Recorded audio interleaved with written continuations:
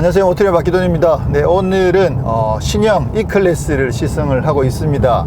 네, 신형 E클래스는 10세대 10세대 E클래스의 페이스리프트 모델입니다. 사실 10세대 10세대 매번 이야기할 때마다 좀 죄송합니다.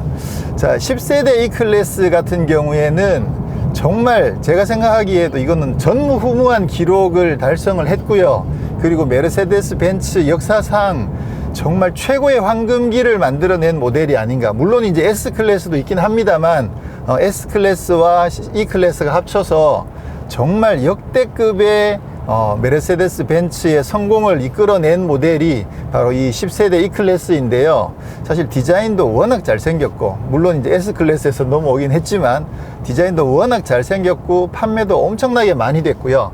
한국 같은 경우에도 이 10세대 E클래스 같은 경우에는 전 세계에서 중국 다음으로 많이 팔 정도로 엄청나게 인기를 끌었던 그런 모델이죠. 자, 그랬던 만큼 엄청나게 인기를 끌 정도로 워낙 예쁘고 상품성도 좋고 또 벤츠라는 이름에 정말 걸맞는 그런 정말 명품이었던 만큼 과연 그 후속 모델이 과연 제대로 이 명성을 이어갈 수 있을까가 사실 굉장히 중요한 문제인데, 이번에는 또 풀체인지도 아니고 또 페이스리프트 모델이다 보니까 이게 한계가 좀 있을 수밖에 없거든요. 우선 디자인적으로 약간의 변화를 거쳤습니다. 사실 디자인만 보면 이거 완전히 바뀐 거 아니야? 풀체인지처럼 느껴질 정도로 디자인이 꽤 많이 바뀐 건 사실이긴 한데, 사실은 페이스리프트가 맞는 게 이따 외관을 보면서 설명을 드리겠지만 바뀐 부분을 제외하고 나머지 부분은 또 똑같거든요. 그래서 확실하게 페이스리프트이고요. 그런 만큼 사실 변화의 폭 자체가 그렇게 크지 않을 수밖에 없죠. 파워트레인도 크게 변하지는 않았습니다. 기존에 이 350 같은 모델이 이미 출시가 됐었고, 이 300E의 플러그인 하이브리드도 이미 출시가 됐었고, 그러다 보니까 이번에 사실 큰 차이는 없고, 이 220D, 그 다음에 300E, 또 350 이런 모델에서는 큰 차이가 없고요. 450 같은 경우에는 기존의 V6에서 직렬 6기통으로 바뀌었다, 이런 정도. 근데 사실 출력도 거의 비슷하기 때문에 파워트레인에서는 큰 변화는 없다고 보시는 게 맞을 것 같아요. 그리고 인테리어 같은 경우는 대표적으로 이 스티어링 휠이 바뀌었습니다. 이 휠이 지금 현재 보시고 있는 이 휠은 그 AMG 라인에 들어가는, AMG 모델과 AMG 라인에 들어가는 더블 스포크짜리, 요게 이제 신형으로 적용되는데, 요거 벤츠 신형 S 클래스에도 요 휠이 적용되어 있죠. 물론 재질이 약간 다르긴 합니다만 디자인이 똑같은 그런 휠이 적용이 되어 있고요. 그리고 AMG와 AMG 라인이 아닌 아방가르드랑 익스클루시브 모델에는 새로운 디자인의 신형 스티어링 휠이 적용이 됐죠. 근데 사실 이렇게 외관상으로 크게 바뀌지 않은 정도인데, 그러면 과연 이게 구형보다 더 예뻐졌느냐, 이게 지금 제일 큰 관건이죠. 근데 사진상으로는 많은 분들이 구형보다 좀 덜 예쁘다 이런 평가들이 많아서 그 부분이 과연 어떻게 받아들여질 수 있을지가 이번 페이스리프트의 제일 큰 관건인데요. 근데 그런 부분들 때문인지 다른 아주 세밀한 부분에서 여러 가지 기능들이 업그레이드 된 부분들이 꽤 있습니다. 그러니까 결국은 상품성 자체가 조금 더 좋아졌다라고 볼 수 있는 거죠. 오늘 그 부분 자세하게 한번 살펴보도록 하겠습니다. 자, 오늘 시승은 두 가지 트림을 타게 되는데요. 지금 현재 타고 있는 모델은 이 220D 포매틱입니다.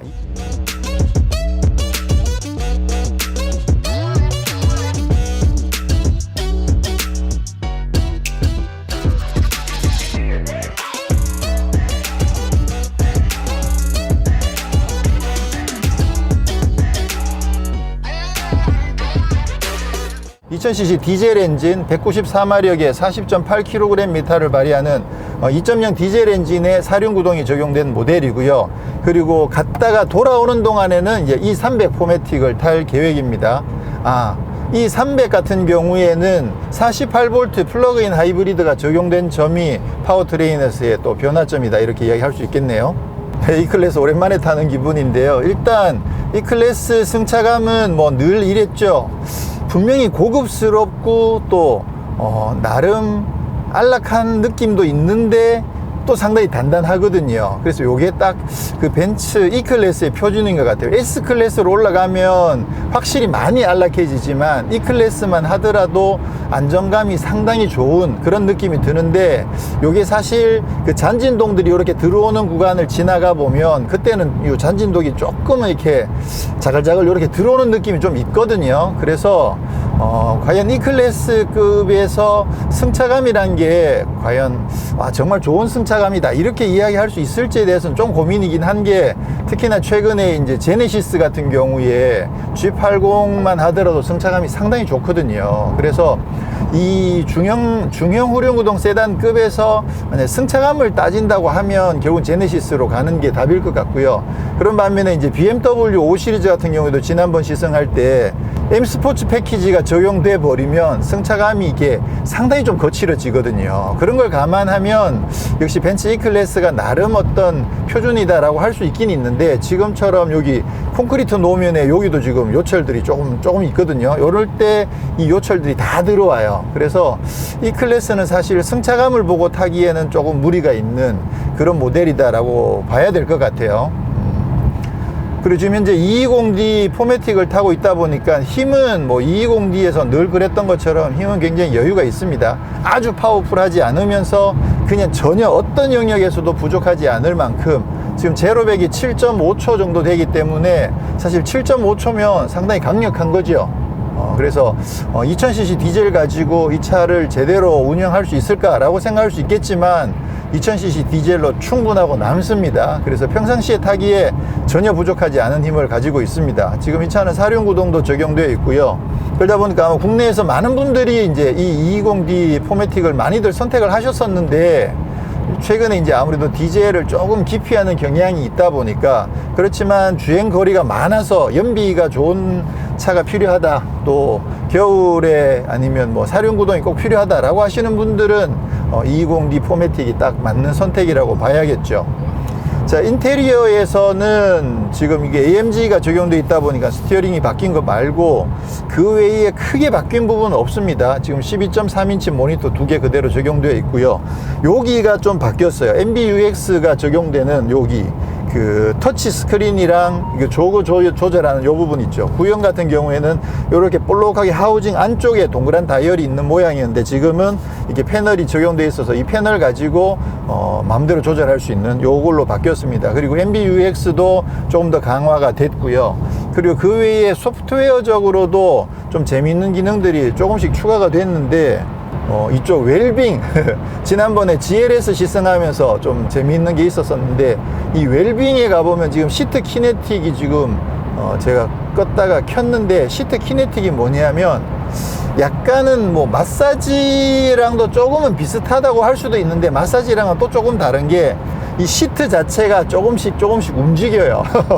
그렇게 해서 등받이랑 방석 자체가 이게 운전을 장시간 하게 되면 이게 좀 피곤하잖아요. 그랬을 때 나도 모르게 시트가 조금씩 움직여 가지고 몸을 이렇게 저절로 차가 알아서 몸을 조금씩 움직여주는 그런 효과를 내는 거죠. 그래서 장시간 운전을 하더라도 많이 피곤하지 않을 수 있도록 그렇게 해서 지금 시트 키네틱이 적용이 되어 있습니다. 앰비언트 라이트가 있고, 여기는 저게 없네. 그 리프레시 뭐 이렇게 하는 거 기능이 있는데, 지금 이게 AMG 라인이어서 없는 건가? 아마 익스클루시브에 적용되어 있지 않을까 싶네요. AMG 라인에는 그게 빠져 있네요. 그리고 헤드업 디스플레이는 지금 3분할로 되어 있는 그런 구조거든요. 그래서 왼쪽, 중앙, 오른쪽을 각각 자기가 원하는 정보를 선택해서 볼 수 있도록 그렇게 조절하는 방식으로 되어 있는데, 이게 S클래스나 지난번 시승했던 GLS 같은 경우에는 저 헤드업 디스플레이가 굉장히 컸어요. 굉장히 커가지고 굉장히 시원시원하긴 한데 너무 크고 정보가 많다 보니까 오히려 시야를 조금 방해하는 그런 느낌이 있었는데, 같은 기능이지만 지금 현재 E클래스에 적용된 헤드업 디스플레이는 사이즈가 조금 작아가지고 눈으로 보기에 시인성은 좀 떨어지지만 시야를 방해하진 않더라. 그래서 조금 장단점이 있는 그런 헤드업 디스플레이가 있네요. 지금 220D 포매틱 같은 경우에는 사실 뭐 디자인 바뀐 거, 그리고 소프트웨어가 조금 업그레이드 된 부분 외에는 뭐 파워트레인도 그렇고 변화된 부분이 전혀 없기 때문에 뭐 그냥 디자인 보시고 어차피 신형이니까 조금 더 소프트웨어가 조금 좋아진 거 그거 보시고 그냥 선택하시면 될 것 같아요. 자, 그러면 스포츠 모드를 한번 잠깐 써보면 스포츠 모드가 된다고 해서 서스펜션이 바뀌진 않습니다. 승차감 쪽은 바뀌지 않고요. 이제 아무래도 엔진 변속기 쪽 그리고 ESP 이런 부분들이 이제 조금 스티어링 휠도 조금 무거워지고요. 네. 아무래도 엔진 응답성 자체는 이 기어 자체를 조금 더 낮은 단을 쓰기 때문에 조금 더 응답성이 좋아지죠.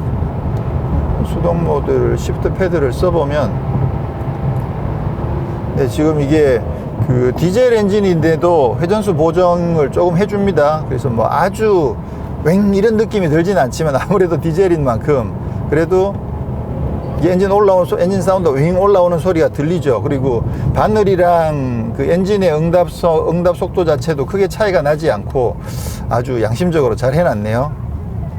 네, 아무래도 벤츠인 만큼 이게 디젤 엔진이라 회전수를 아주 높게 쓰진 않습니다. 한 4200 정도에서 변속을 해버리거든요. 지금 스포츠 모드의 수동인데도 불구하고 그러니까 뭐 아주 막 밀어붙이는 이런 느낌은 아니긴 합니다만 그래도 생각보다 이 시프트 패드를 썼을 때 변속의 응답성 자체가 좋아가지고 스포츠 모드에서 나름 좀 디젤이긴 하지만 뭐 나름 괜찮을 것 같아요. 이 정도만 하더라도 힘 자체가 뭐 이 정도는 상당히 여유가 있기 때문에 디젤로도 뭐 나름 재미있을 수 있습니다. 자, 신형 E클래스입니다. 말씀드린 것처럼 10세대 E클래스의 페이스리프트 모델이죠. 10세대 E클래스가 워낙 예뻤습니다. 그래서 지금 바뀌었는데 어떠신가요? 예쁜가요? 일단 디자인이 확 바뀐 느낌이 들죠. 여기 그릴도 바뀌고 헤드램프도 바뀌고 막 확 다 바뀐 느낌이 듭니다. 그래서 벤츠 측에서는 뭐 풀체인지급이다 라고 이야기하지만 사실은 여기만 바뀌었어요. 여기만. 그래서 그릴이 바뀌다 보니까 느낌이 많이 달라 보이긴 하는데 이 본네트 라인이랑 그다음에 이쪽 펜더 그다음에 옆에 이쪽까지는 바뀌지 않았습니다. 일단 우선 보시는 이 모델은 AMG 라인이거든요. 그래서 보시는 좀 파워돔이 이렇게 들어가 있죠. 이 파워돔이 들어있는 AMG 라인의 이 본네트는 이번에 새롭게 도입된 디자인이고요. 기존에 이제 익스클루시브 같은 경우에는 요게 아니고 이렇게 선이 이렇게 있는 라인인데 그 본네트는 구형이랑 신형이랑 똑같은 걸 씁니다. 그러니까 본네트는 안 바뀐 거나 마찬가지예요. 요거는 AMG 라인이다 보니까 새롭게 들어온 거고 그래서 본네트도 안 바뀌었고 펜더도 안 바뀌었더라. 라인이 보시면 기존에 그릴이 안쪽으로 이렇게 파고드는 모습이었는데 지금은 바깥으로 뻗어나가는 모습이죠. 그리고 이 윗까지 덮지 않다 보니까 그릴이 굉장히 어떻게 보면 좀 강인한 인상을 주고 있긴 있는데 그릴 모양이 바뀌면서 헤드램프도 많이 바뀌었어요. 그래서 기존에는 요렇게 돼 있었죠. 그런데 자세히 비교해 보시면 재밌는 게 요 라인 그대로 가요. 그대로 가다가 여기서 요렇게 예전에 요래 섰는 거야. 근데 모양을 다듬어 가지고 이 라인은 그대로 살리면서 아랫부분이랑 헤드램프가 바뀐 거예요. 정말 교묘하게 만든 거죠. 딱 첫눈에 보면 우와 이거 페이스리프트인데 다 바꿨네 이런 느낌이 들지만 사실은 여기랑 바뀌지 않았더라. 그렇게 이해하시면 되고요.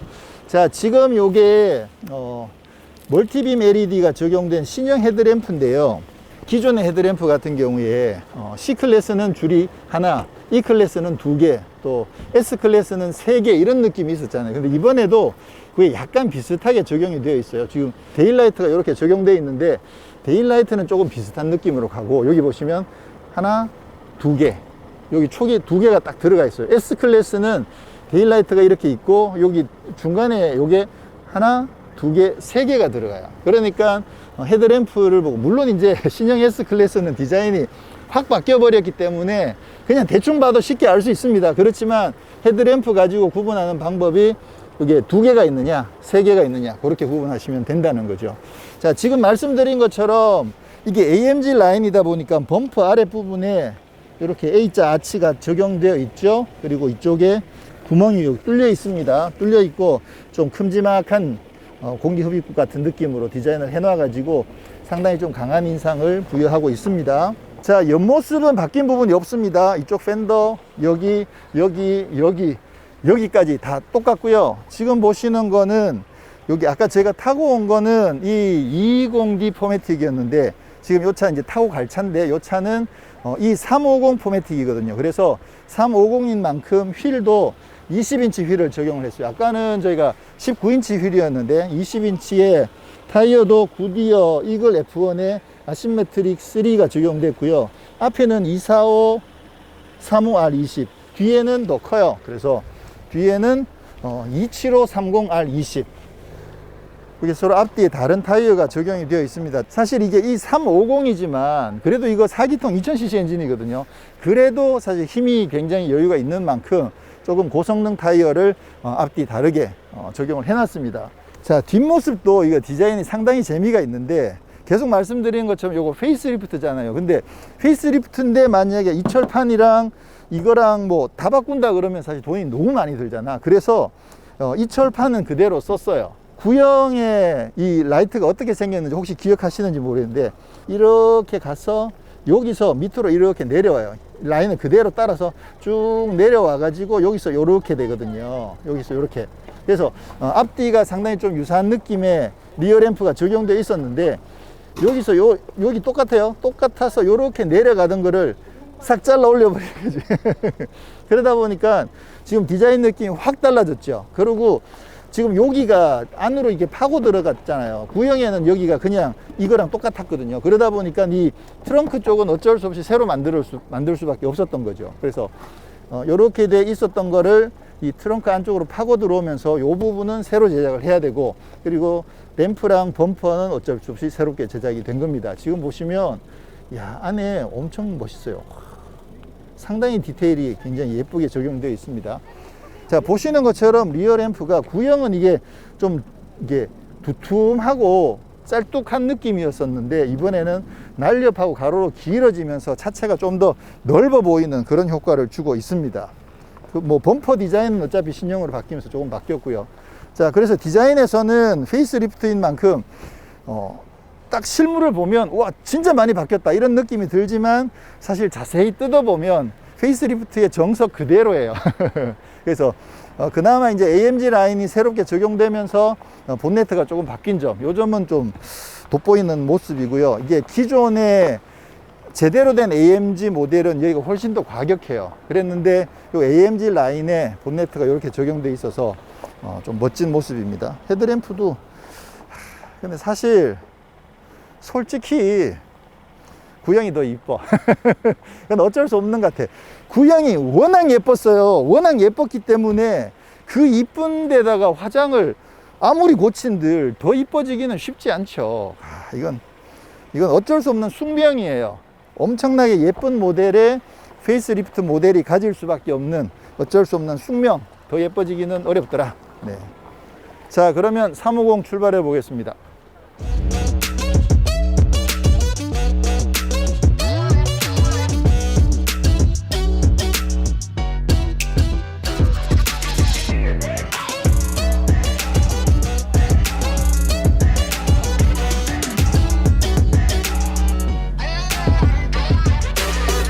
와, 증강현실 내비게이션. 와, 이야, 오랜만에 만나네요. 증강현실 내비게이션. 자, 지금 이제 350 포매틱으로 갈아탔습니다. 2.0 가솔린 터보 엔진의 최고 출력이 299마력, 최대 토크가 40.8kgm인데요. 아까 탔던 220D랑 최대 토크는 40.8이 똑같아요. 근데 출력만 아까 그 차는 194마력이었는데 이 차는 299마력. 와, 299마력이면 상당히 강력하죠. 오, 힘 자체가 차이가 확 납니다. 아까 그 차가 한 7초대였는데 이 차는 5초대. 그리고 이번에 350 같은 경우에는 48V 마일드 하이브리드도 추가가 되어 있습니다. 그러다 보니까 이 마일드 하이브리드는 전에도 말씀드렸는데 전기 모터만 가지고 주행할 수가 없어요. EV 모드가 없습니다. 마일드 하이브리드는 수시로 배터리를 조금씩 충전을 해 놨다가 그거가 주행하는데 조금씩 도움을 주는 정도라고 생각을 하시면 됩니다. 48V 시스템을 쓰고 있고, 요게 이제 전기 모터가 스타트 모터 있죠. 그거를 용량을 더 키우고 배터리를 좀 더 키워 가지고 그 스타트 모터가 회생 제동을 좀 많이 할 수 있도록, 그리고 힘이 한 22마력 정도 되는 만큼 뭐 급가속을 할 때라든가 평상시에 주행할 때 배터리에 여유가 있는 만큼 조금씩 힘을 보태줘서 힘에도 연비에도 도움을 조금씩 준다라는 거죠. 기존의 350이 제로백이 한 5.6초 정도였었는데 이게 뭐 똑같을지 아니면 조금 더 빨라졌을지 어쨌거나 뭐 비슷한 수준의 가속력, 5초대의 가속력을 가지고 있어서 힘은 상당히 강력합니다. 자, 그리고 지금 350으로 갈아타고 나니까 대번 느껴지는 부분이 승차감이 바뀌었어요. 이번에 이쪽 서스펜션이 이 220이랑 달라가지고 이 차에는 지금 승차감이 상당히 좋아졌습니다. 아까 잔진동이 이렇게 좀 짜글짜글 들어오던 그런 느낌들이 거의 없어져 가지고 이 정도면 승차감이 상당히 좋은데요. 그리고 기본적으로 안정감이 있으면서 잔진동을 비교적 잘 걸러주는 그런 서스펜션이다 보니까 지금 이 350만 돼도 승차감이 상당히 좋습니다.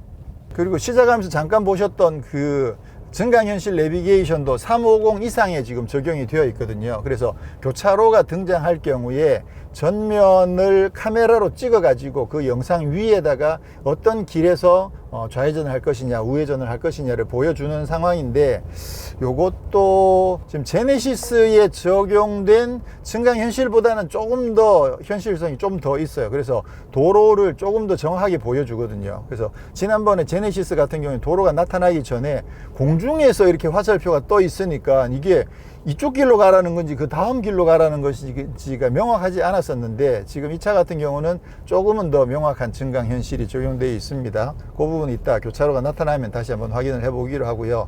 일단 승차감이 좋아진 부분이 상당히 마음에 드는데요. 힘도 상당히 강력하고요. 지금도 이게 보이시죠? 이게 그림이 작게 있다가 서서히 커지거든요. 그러니까 이게 조금은 더 잘 보여주는 것 같아요. 자, 이건 지금 차가 이렇게 출발을 하더라도 뭐 전기 모터로만 주행하는 거 이런 건 없습니다. 네, 마일드 하이브리드는 그런 거 안 된다는 점.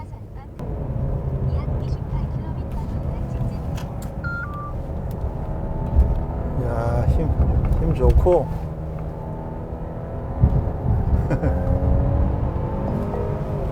지금 이게 사륜 구동이기도 하고, 보신 것처럼 타이어도 20인치에 좀 광폭 타이어가 적용되어 있는 만큼 그립도 상당히 좋아요. 힘도 상당히 강력하고, 그래서 이 350 포매틱 정도만 하더라도 굉장히 다이나믹한 스포티 주행이 가능하지 않을까 충분히 기대해 볼 수 있습니다. 힘이 뭐 엄청나게 좋네요. 근데 바람 소리 꽤 들어옵니다. 아까 이 220 같은 경우에는 노면 소음이 조금 더 크게 들어왔었는데, 이 차는 오히려 또 노면 소음은 좀 더 적게 들어오네요. 자, 그리고 이제 승차감 같은 경우도 지금 이 350이 훨씬 더 부드러운 점이 많이 강조가 되어 있어서 승차감이 조금 신경이 쓰이시는 분들은 이 220D는 마시고 350 정도로 오셔야 될 것 같습니다. 이거 지금 2000cc 가지고 299마력을 뽑아내기도 하고, 막 속도도 가속도 엄청나게 빠르고, 야, 정말 대단한 시대입니다. 네, 방금 보신 것처럼 이 350은 아무래도 이제 힘이 굉장히 강력한 만큼 가속력 그리고 최고 속도 그런 여러 가지 면에서 상당히 강력한 달리기를 선보이고 있고요. 이게 마일드 하이브리드가 적용된 점은 연비에 조금은 도움이 되긴 하겠지만 그게 뭔가 큰 역할을 한다고 기대하기는 조금 어렵습니다. 그게 마일드 하이브리드의 특성이라는 점. 그 대신 이제 전기를 사용하는 데 있어서 조금은 여유가 있기 때문에 분명히 뭐 없는 것보다는 분명히 도움이 많이 되겠지만, 그러면 마일드 하이브리드가 있는 차랑 없는 차랑 근데 만약에 가격 차이가 난다 그러면 마일드 하이브리드 자체가 굉장히 큰 의미가 있느냐, 그렇게 보기는 조금 힘들어요. 그래서 마일드 하이브리드는 그냥 조금 도움을 주는 장치다 이렇게만 생각하시는 게 좋습니다. 연비 차이도 뭐 확 늘어나는 정도가 아니기 때문에 조금 도움이 된다 이렇게 보시는 게 맞을 것 같고요. 자, 그리고 이 350 포매틱 같은 경우도 뭐 디자인 바뀐 것 외에는 뭐 크게 달라진 부분이 없는데, 아까 보셨던 그 증강현실 내비게이션이라든가 아니면 이렇게 좀 더 피로도를 풀어주는 그런 장치라든가 그런 소프트웨어적으로 업그레이드 된 부분들이 조금 있어서 아무래도 이제 신차를 타는 재미가 조금 있을 것 같고요. 그리고 이 스티어링 휠 아까 자세히 안 살펴봤는데 사실 디자인은 굉장히 멋있죠. 딱 사이즈도 적당하고 D컷이고 또 가운데 여기 이제 더블 스포크가 적용되어 있다 보니까 나름 상당히 멋지긴 한데 위에 있는 이 메뉴들은 시각적으로 직관성이 조금 떨어지긴 해요. 왜냐면 이제 까만색 위에다가 흰 글씨밖에 없다 보니까 그렇긴 한데, 기존에 어쨌거나 있던 메뉴들이 그대로 다 적용되어 있어서 뭐 조작하는 데는 크게 어렵지는 않습니다. 이쪽에 있는 여기 예전에는 이게 실버 위에다가 까만색 사각형 반짝반짝 하이글로시 버튼이 있다 보니까 되게 쉽게 확인이 됐는데, 지금은 그냥 까만 위에다가 여기에 붙어 있으니까 여기에 지금 확인이 잘 안 되는 거죠. 이렇게 움직이면 보시는 것처럼 이렇게 조금씩 움직이죠. 그 다음에 이쪽에 거는 이렇게 움직여 보면 계기판을 이렇게 조절할 수 있거든요. 계기판을 이렇게 원하는 위치로 이렇게 조절할 수 있는 기능들이 여기에 붙어 있고요. 그리고 아래쪽에는 이제 스마트 크루즈 컨트롤 조작하는 버튼이 있거든요.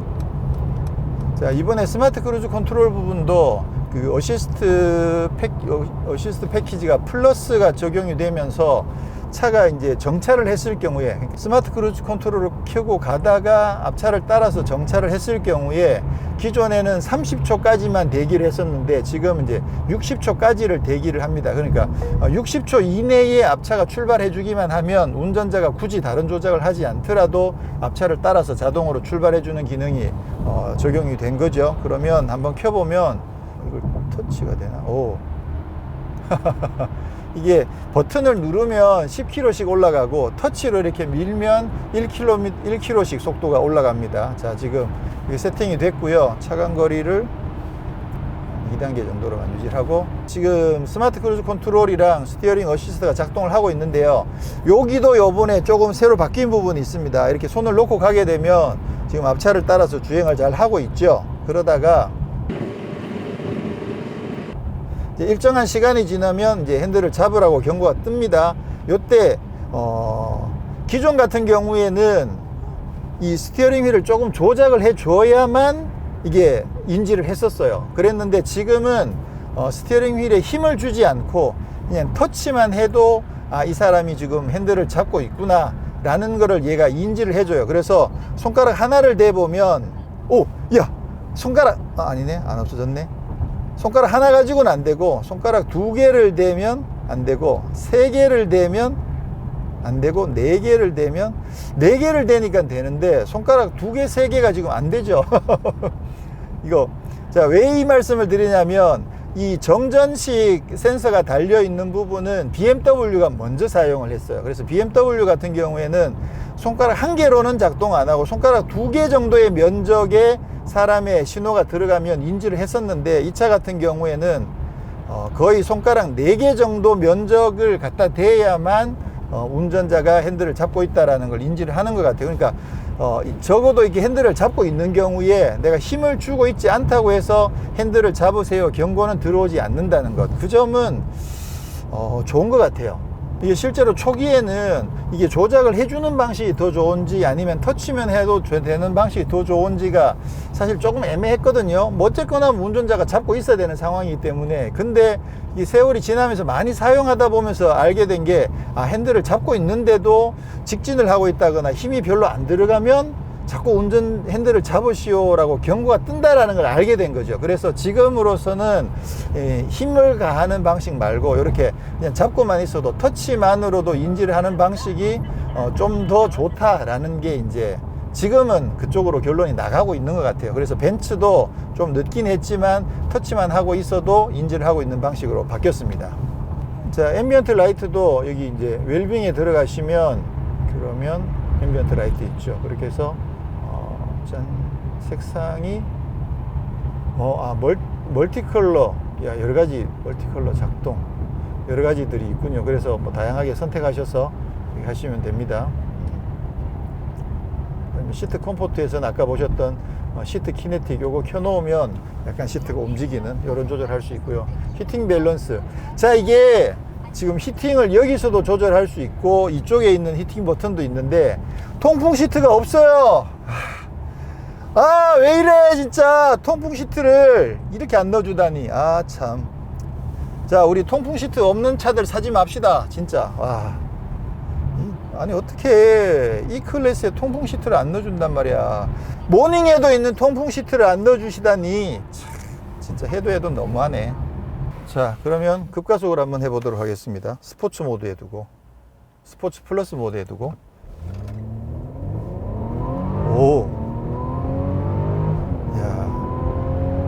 배! 힘은 뭐 상당히 강력합니다. 근데 스포츠 플러스 모드가 되니까 변속할 때 약간 충격이 들어옵니다. 오, 힘 좋다. 야, 이 큰 차에 2000cc 가솔린 엔진 가지고 힘이 이 정도 좋다니 진짜. 사운드도 좀 더 엥 하는 소리가 나네요. 자, 그러면 다시 컴포트로 내려와서, 컴포트에서는 변속 충격이 거의 없는데 스포츠 플러스 모드에서는 조금 탕 튀는 느낌으로 살짝 충격을 주면서 변속을 해줍니다. 네, 오늘은 이렇게 해서 정말 어마어마한 베스트셀러 모델인 메르세데스 벤츠 10세대 E클래스의 페이스리프트 모델을 시승을 했습니다. 일단 디자인이 바뀌었는데 확 바뀌었습니다. 그렇지만 살펴보신 것처럼 실제로는 뭐 페이스리프트 수준으로 바뀐 건 맞는데, 근데 디자인 이 부분은 진짜 좀 고민이에요. 솔직히 구형이 더 예쁘거든요. 그렇죠. 이거는 그러니까 뭔가 컨셉을 확 바꿔가지고 어떤 적응의 문제가 아니라 워낙 예뻤던 선을 조금 다르게 바꿔 놓은 상황이어서 과연 이게 신형이 더 예쁘다라는 이야기가 시간이 지나면 나올 수 있을지. 근데 어쨌거나 사진으로 봤을 때보다는 특히나 AMG 라인 같은 경우에는 실물이 좀 더 예쁘긴 해요, 사진보다는. 그리고 이제 AMG 라인은 본네트 위에 파워돔도 두 개가 있어 가지고 좀 더 역동적인 느낌도 나고, 그래서 AMG 라인 같은 경우에는 그나마 좀 나쁘지 않은 것 같습니다. 그렇긴 하지만 뒷모습은 지금 바뀐 게 어쩌면 좀 더 시원시원한 느낌이 들어서 나쁘지 않을 수도 있겠네요. 그리고 인테리어는 어차피 뭐 큰 변화가 없는 데다가 이 스티어링 휠 같은 경우에 AMG 라인에 적용되어 있는 이 스티어링 휠 상당히 예쁩니다. 그래서 이건 또 마음에 들어요. 그래서 디자인에 대해서는 약간 호불호가 있겠습니다만 전반적으로는 뭐 무난하거나 인테리어는 더 좋아졌다. 그리고 파워트레인도 큰 변화가 없고, 다만 350, 450 같은 경우에는 마일드 하이브리드가 적용이 됐다. 그리고 소프트웨어적으로 조금씩 업그레이드가 된 부분들, 증강현실 내비게이션이라든가 또 웰빙 쪽에서 좀 릴렉스 할 수 있는 그런 장치들, 그런 부분들이 업그레이드가 된 부분이 있긴 합니다만, 그리고 이제 차로 유지해 주는 거나 측면에서 들어오는 차를 인지하는 거나 그런 부분들도 좀 개선이 됐다고 합니다. 근데 이제 결정적으로 여전히 이 통풍 시트가 없는 점, 이 점은 정말 안타까울 뿐만 아니라 이거는 좀 강력하게 좀 항의를 해야 돼요. 이 통풍 시트를 왜 안 넣어주는 거야 도대체. 그죠? 차가 지금 350 포매틱의 AMG 라인은 8,880만 원이거든요. 아까 탔던 220D 포매틱 같은 경우에는 AMG 라인이 7,790만 원인데 사실 싼 금액이 아니잖아요.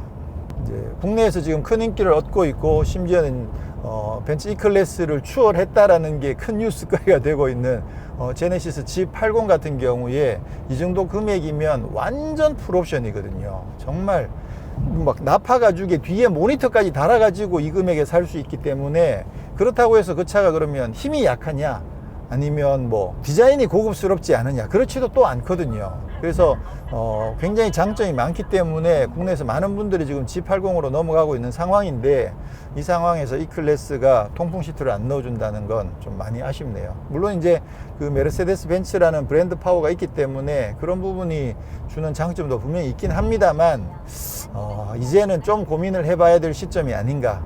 제네시스 G80이라는 강력한 경쟁자가 있다는 점을 분명히 의식을 좀 해야 되는 상황이라고 생각을 합니다. 근데 가격이 7천만 원 후반, 8천만 원대잖아요 지금. 근데 그 가격도 생각해보면 구형보다 조금씩 올랐거든요. 100만 원, 200만 원 정도 오르긴 했는데, 옛날 생각해보면 가격이 진짜 안 오른 거예요. 왜냐하면 10년 전에도 이 300은 8천만 원, 20년 전에도 이 300은 8천만 원이었거든요. 와. 그러니까 이게 분명히 계속 업그레이드 되고, 엔진도 성능이 더 좋아지고, 또 여러 가지 장비들도 정말 업그레이드가 많이 됐는데도 엔진 성능은 크게 좋아진 건 아니구나. 지금 예전에 6기통이던 게 지금 4기통으로 내려간 점이 있긴 있군요. 어쨌거나 이 300이 지금 20년 전부터 8천만 원대였는데 지금도 8천만 원대라는 점은, 특히나 지금 사륜구동 더해가지고 참 놀라운 일입니다 정말. 네, 오늘 E클래스 페이스리프트 모델은 뭐 약간의 아쉬움, 그리고 여전히 E클래스로서의 존재감, 그런 부분들은 뭐 여전하다는 점, 이게 좀 마음이 왔다 갔다 하는 그런 시승이었습니다. 다음에 또 저는 다른 모델로 찾아뵙도록 하겠습니다. 고맙습니다. 지금 앞에 구형 E클래스가 가고 있는데 예쁘잖아. 뒷모습도 나쁘지 않거든요. 신형 E클래스 뒷모습이 쟤보다 좀 더 남성적이고 시원시원하긴 한데 쟤도 나쁘지 않아. 앞모습은 근데 확실히 구형이 더 예뻐.